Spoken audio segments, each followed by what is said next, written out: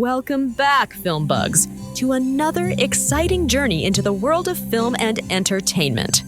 I'm your host, Lila Filmington. As a child, I vaguely recall watching this movie in a local theater near the Ulo N'Apu Statue Rotunda. The theater itself holds a special place in my memories, as I frequented it during my youth, enjoying various films with either family or friends. Recently stumbling upon a photo of the theater online instantly triggered a flood of nostalgic recollections. Despite instances when we were dismissed from school due to typhoons, my friends and I would often head straight to the theater instead of going home. It was undoubtedly one of the dingiest cinemas I've experienced, especially Cinema B, where water puddles, cats, rats, and roaches were not uncommon. However, amidst the less than ideal conditions, it became a hub for cherished memories. But let's shift gears from this stroll down memory lane and delve into today's review. Following the positive response to our Shake, Rattle, and Roll 1 review, we're tackling Shake, Rattle, and Roll 2. There's a possibility we might explore the third installment in the future, but my fondness for the series mainly lies in the first 3 films. It's worth noting that the series has expanded to 16 films, with the latest addition being Shake, Rattle, and Roll Extreme released last December. Distributed by Regal Films and directed by Peque Gallarga and Lori Reyes, Shake, Rattle, and Roll 2 was part of the 1990 Metro Manila Film Festival. Notably, it marked Manilyn Reynez's first starring role before her appearances in the subsequent sequels. The series continued with Shake, Rattle, and Roll 3, released in 1991. Rather than assigning an overall rating to the entire movie, as we did with our previous review, we believe it's more equitable to evaluate each of the 3 stories independently in this review. Now, let's delve into the specifics. But before we embark on this journey, a fair warning. This review contains spoilers. If you haven't watched the film yet, you're in luck because it's available on YouTube. Although the video quality may not be pristine, the slightly subpar resolution contributes to the overall nostalgic charm. So, without further ado, let's dive in. The initial narrative, titled Molto, features Janice de Belen and Eric Kizan. The story revolves around a newlywed couple on their honeymoon, unknowingly staying in a house with a dark history. When the husband discovers a mysterious ring in one of the rooms and wears it, little does he know that it once belonged to a doctor with a sinister past.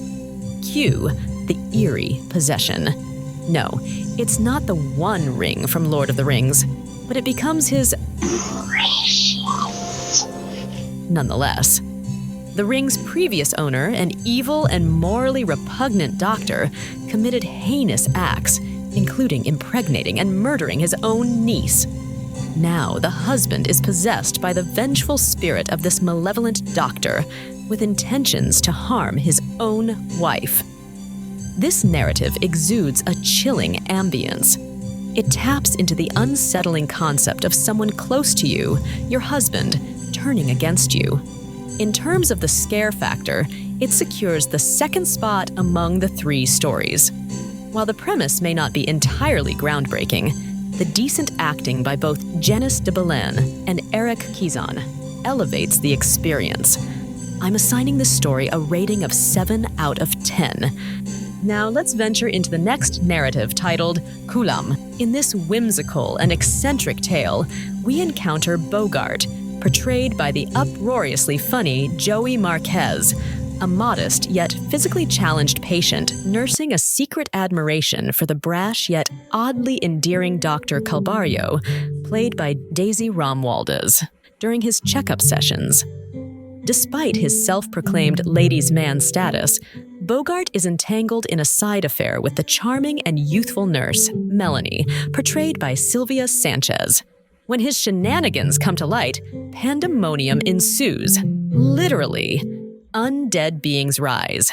Witchcraft takes center stage, and Janice makes a cameo too. Fortunately, with the assistance of his amiable confidant Tiffany, played by Carmina Villarroel, they managed to quell Dr. Calbario's unleashed wrath.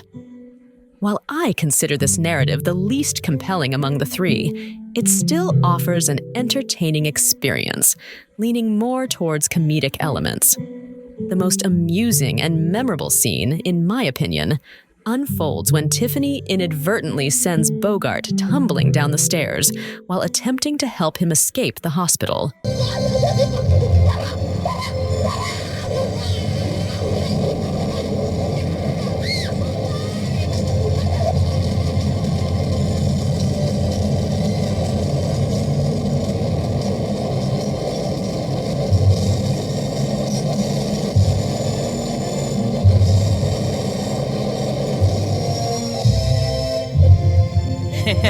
For this story, we're awarding a rating of 6 out of 10. The third and final story is called Aswang. This story unfolds as Portia, portrayed by Manilyn Reynes, arrives in her friend Monica's village for the annual fiesta. Warm welcomes are extended by the villagers, including Monica's mother, played by Vanjie Labalon, and the village chief himself. Intriguingly, the tricycle driver, played by none other than the renowned Richard Gomez. Yes, that Mr. Bench fervently urges Portia to leave the village immediately and return to Manila. When Portia declined to accompany him, the village chief, played by Rez Cortez, persisted in riding alongside the enigmatic driver with ominous motives.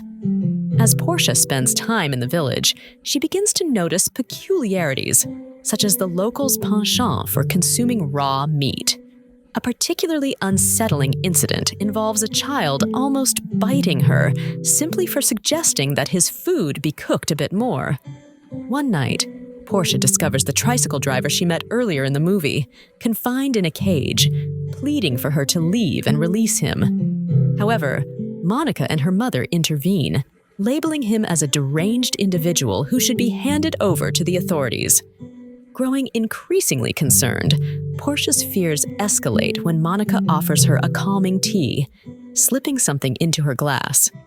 Employing the classic switcheroo tactic when Monica is distracted, Portia averts a perilous fate.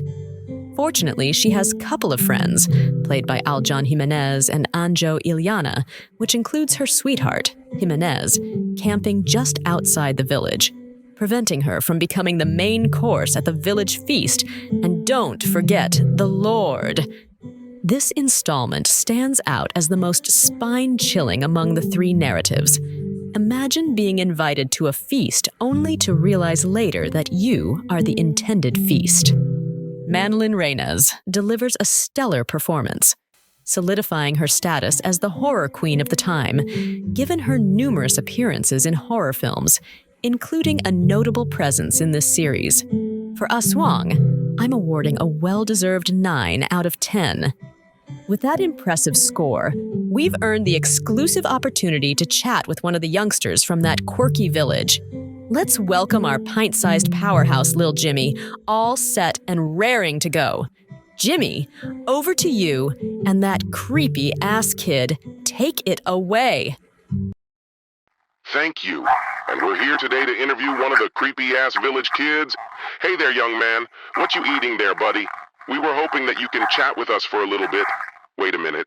That looks raw. Maybe you should get that cooked some.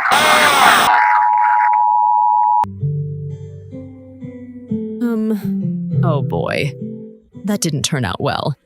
Anyways, we have come to the end of our video. What do y'all think of this second installment to the Shake, Rattle, and Roll series?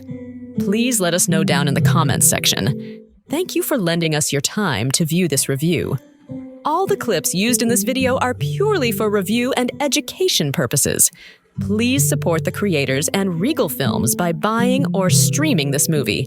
Once again, this is Lila bidding you adieu, and until next time, FilmBugs, pa'alam.